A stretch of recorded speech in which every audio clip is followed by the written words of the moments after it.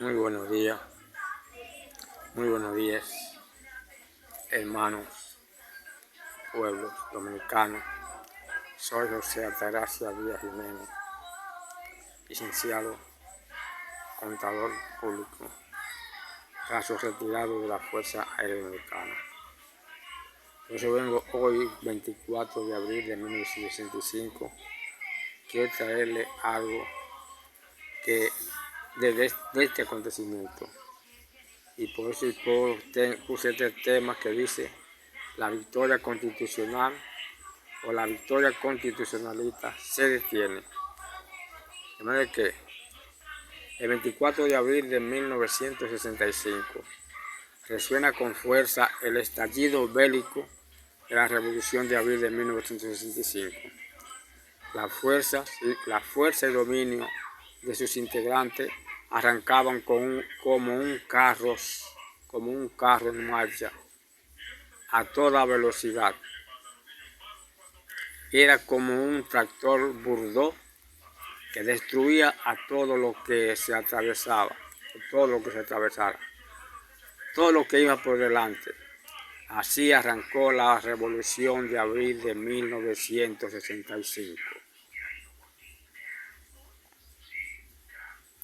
Su poder y dominio se extendió como pólvora por todo el país.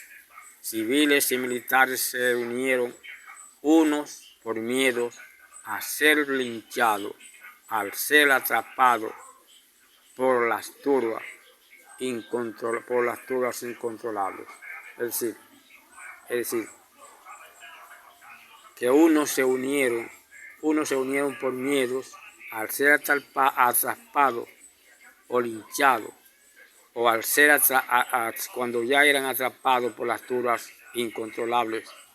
Otros confundidos que no sabían qué hacer, y otros que habían traicionado a las Fuerzas Armadas y a sus compañeros en busca de prebenda.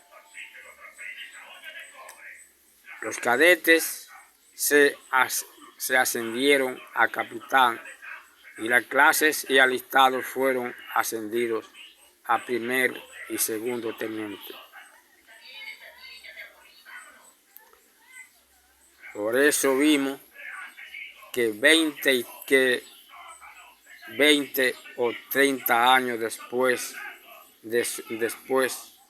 que soldados sin pensión le llega a su casa una pensión con el rango de capitán para los cadetes y de segundo teniente para las clases inclusive alistados, integrados a la fila, y que más tarde fueron pensionados por el ejército como clases que llegó.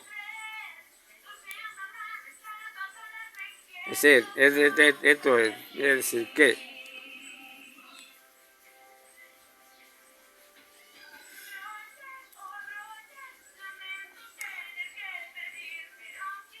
por eso vimos que 20 o 30 años después que soldados sin pensión le llega a su propia casa una pensión con el rango de capitán para los cadetes y de segundo teniente para las clases inclusive alistados integrados a las filas, y que más tarde fueron pensionados por el ejército como clase, le llegó pensión como segundo teniente. En esos días solo se oía, es decir, en los días de la Revolución, solo se oía hablar de la Constitución del 63. Constitucionalistas venían, los constitucionalistas tenían la victoria. Los hombres civiles y militares de todo el país se movilizaban hacia la capital en su apoyo. Solo se oía hablar de los constitucionalistas y Camaño de Ño. Todos los medios de comunicación favorecían a los rebeldes Y nosotros en San Isidro estábamos atrapados como un ratón enjaulado, pero decididos a no morir. Y resistíamos gracias a nuestros comandantes, que nunca se dieron por vencidos.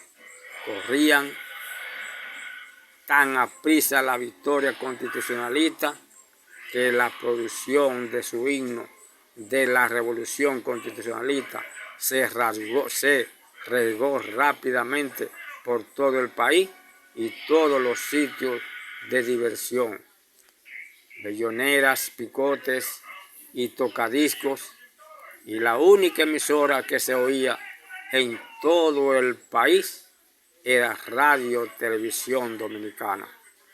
Radio Televisión Dominicana. Estaba en su poder ese himno, es decir, que todos los medios de comunicación estaban en su poder. Y ese himno de los constitucionalistas, que todavía hoy en día a veces se oye resonar, ese himno infectó el país, infectó a todo el país. Era una segura victoria,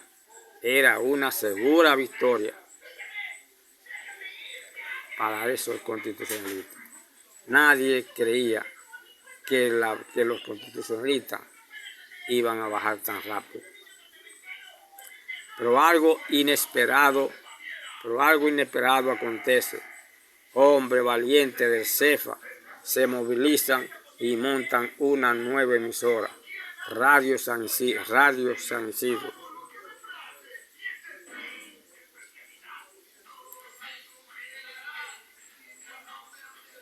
Y se traslada al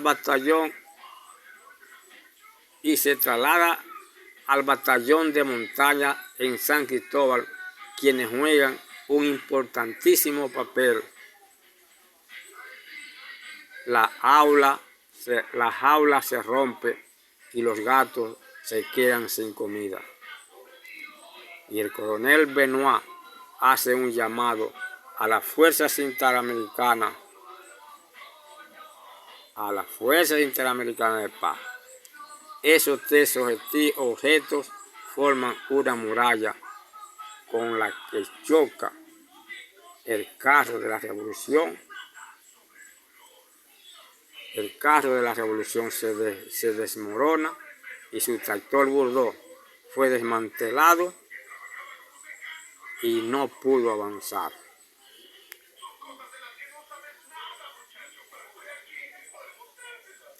Ahora el pueblo tiene dos versiones. Dos campanas suenan y los que se quieran quedar con la revolución se quedan y los que no vuelven a su puesto. A partir de ese momento el pueblo podía identificarse y los militares salieron de la confusión y comenzaron a concientizarse en apoyo a San Isidro. El triunfo que tenían concentrado los rebeldes de la Constitución se desborona como un terrón de azúcar. Ese grupo con tanta fuerza tiene que conformarse solo con un pequeño sector de la capital, Ciudad Nueva. Sector que poseía en su vientre la más importante plaza económica, y a partir de ahí su líder Francisco Alberto Camaño solo le quedaba negociar. San Isidro tomó dominio de la capital y el resto de todo el país, que para evitar la inmigración en apoyo a la revolución se derrumbó el puente Jaina, haciéndolo caer en una explosión. Ahora San Isidro domina la situación. Los esfuerzos de los rebeldes se desvanecían